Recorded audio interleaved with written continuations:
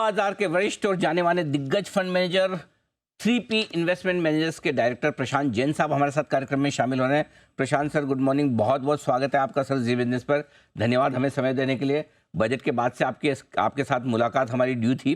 हमने कहा कि सर आए तो फिर एक बार पूछें बजट के बाद क्या हालचाल है, बाजार के, मार्केट के, सब कुछ क्या हो रहा है। पहले तो सर शुरुआत बजट और पॉलिसी से ही करें।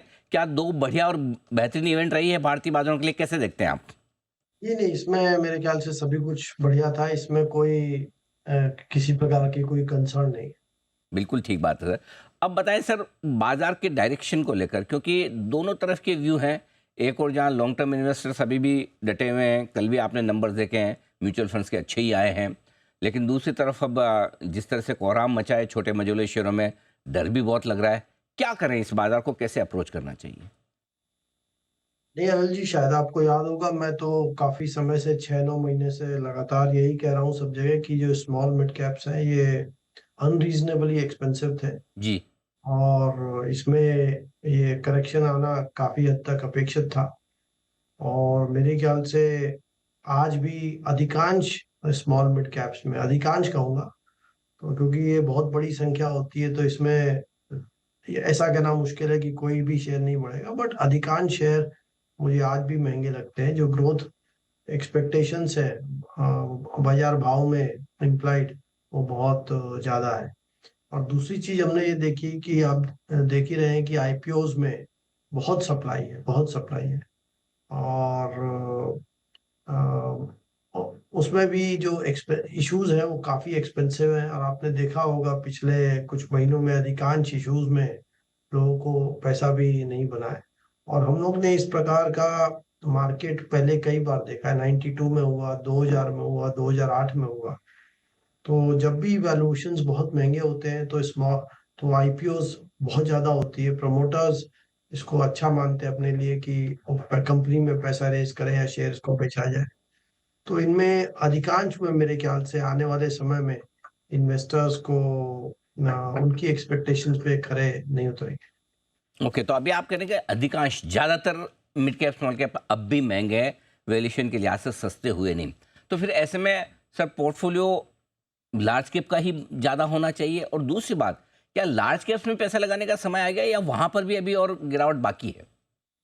आई थिंक लार्ज कैप्स में एक अच्छा करेक्शन आ चुका है। देखिए 10% का निफ्टी में करेक्शन आया और 6-9 महीने भी निकल गए, तो 8-10% की जो प्रॉफिट ग्रोथ है वो टाइम करेक्शन की वजह से भी जो है पी मल्टीपल्स कम हुए।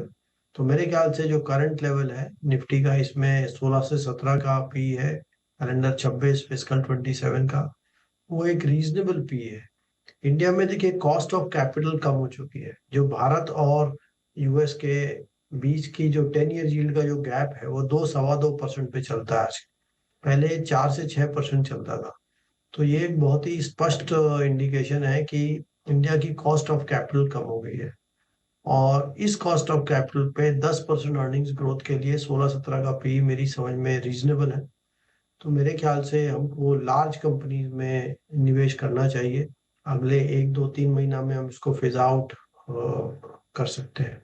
बट महत्वपूर्ण बात यह है कि हमारी जो रिटर्न की एक्सपेक्टेशन है निफ्टी से भी, वो मेरे ख्याल से 12% से ऊपर की लॉन्ग टर्म में नहीं होनी चाहिए। क्योंकि आपने देखा होगा बजट में जो इम्प्लाइड ग्रोथ है नॉमिनल जीडीपी का, जो टैक्स कलेक्शंस है, वो 10 से 12% के बीच में ही है। तो लो इन्फ्लेशन होने की वजह से रुपए के टर्म्स पे जो इकोनॉमी की ग्रोथ है वो भी उसी ऑर्डर की है, 10-12% की। और प्रॉफिट ग्रोथ भी जो है, मेरे को नहीं लगता इससे अधिक प्रॉफिट ग्रोथ आ पाएगा, क्योंकि अधिकांश सेक्टर्स में मार्जिन्स काफी हेल्दी हैं। और प्रॉफिट जो है वो टॉप लाइन के आसपास ही ग्रो करेंगे। तो मेरे ख्याल से रिटर्न एक्सपेक्टेशन हमको रियलिस्टिक रखनी पड़ेगी इस वजह। हम्म। तो प्रशांत सर, जो समस्या थी भारतीय बाजारों की, एक और जो आपने कहा महंगे वैल्यूएशन थे जो करेक्ट होना चाहिए था, वो हुए हैं कुछ हद तक। दूसरा था कि थोड़ी जीडीपी ग्रोथ और कंपनियों के नतीजे ये भी धीमे पड़ते हुए दिखे थे। क्या आपको लगता है, एक तो दिसंबर तिमाही के नतीजे देखकर क्या आप कह सकते हैं कि सितंबर के मुकाबले में थोड़े बेहतर हैं? और दूसरा ये कि क्या जीडीपी ग्रोथ जो 5.5% के नीचे पहुंची थी, क्या उसमें रिकवरी की उम्मीद रखी जाए अब? देखिए हमको जो जीडीपी ग्रोथ देखने को मिलती है उसमें हर 3 महीने में कुछ ना कुछ थोड़ी वॉलेटिलिटी रहती है। और तो इसको हम 2-3 तरीके से देख सकते हैं। एक तो कुछ वॉलेटिलिटी की वजह से थोड़ा स्लो डाउन हो सकता है। दूसरा, ये एक इलेक्शन ईयर था तो उसमें डेफिनेटली गवर्नमेंट की जो स्पेंडिंग है वो थोड़ी कमजोर हो जाती है, तो कुछ उसका भी इफेक्ट था। और जैसा कि शायद पहले आपके चैनल पे भी चर्चा हुई होगी, पिछले कुछ वर्षों की जो ग्रोथ थी कंजम्पशन की, वो लोन्स से ईएमआई से सपोर्टेड थी। तो आज मेरे ख्याल से तीन में अगर 10 कंज्यूमर ड्यूरेबल बिकते हैं तो उसमें 6 या 7 ईएमआई पे बिकते हैं। तो अभी ये पहली बार हुआ इंडिया में कि हम लोगों ने डेप्रिशिएटिंग एसेट पे बोरो करना शुरू किया है। लेकिन अब जो पिछले 4-5 सालों से एक क्रम चल रहा था, उससे क्या हुआ है कि इंडिया की जो household debt to GDP है वो काफी बढ़ चुकी है। हमारा जो नेट फाइनेंशियल सेविंग्स रेट है वो काफी कम हो गया है। और ये एनपीएस में भी दिख रहा है। अगर आप छोटे बैंक्स, एनबीएफसी, जहां सिक्योर्ड पर्सनल लोन्स, एमएफआई इत्यादि है, तो वहां पे आप देखेंगे कि उनमें एनपीएस भी, और आरबीआई भी करीब 1 वर्ष से इस रिस्क को हाईलाइट कर रहा था। तो मेरे ख्याल से कंजम्पशन का ऐसे माहौल में थोड़ा स्लो डाउन होना ये स्वाभाविक है।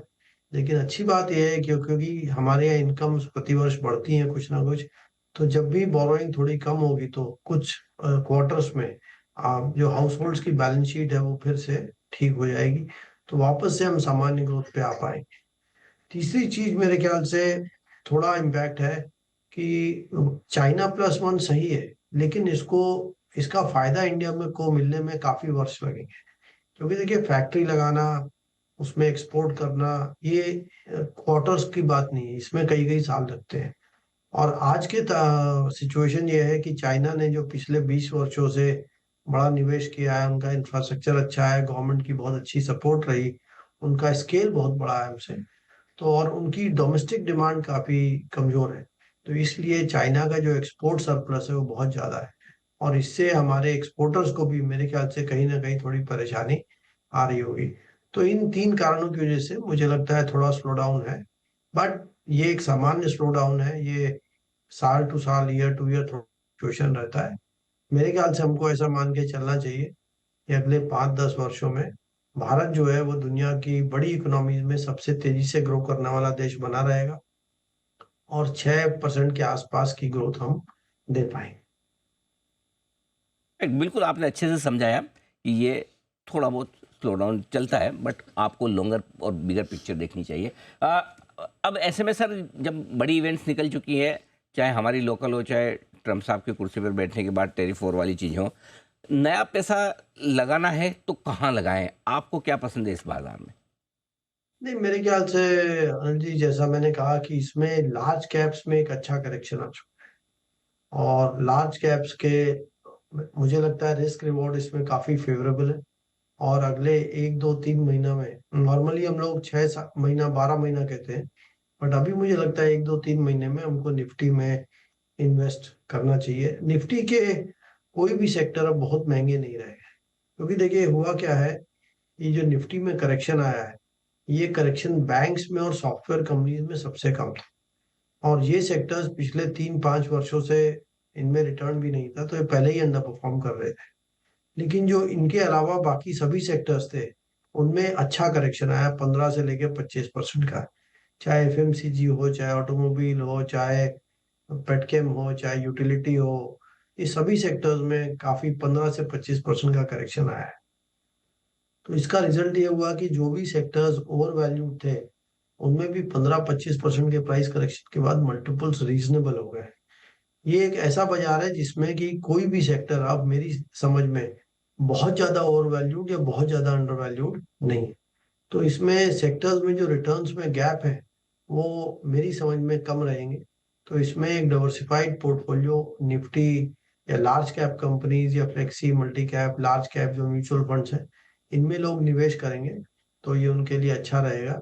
लेकिन मुख्य बात यही है कि जो हम कोविड के बाद से 15-20-25% का रिटर्न आता था, वो क्लियरली अब आने वाले समय में नहीं आएगा।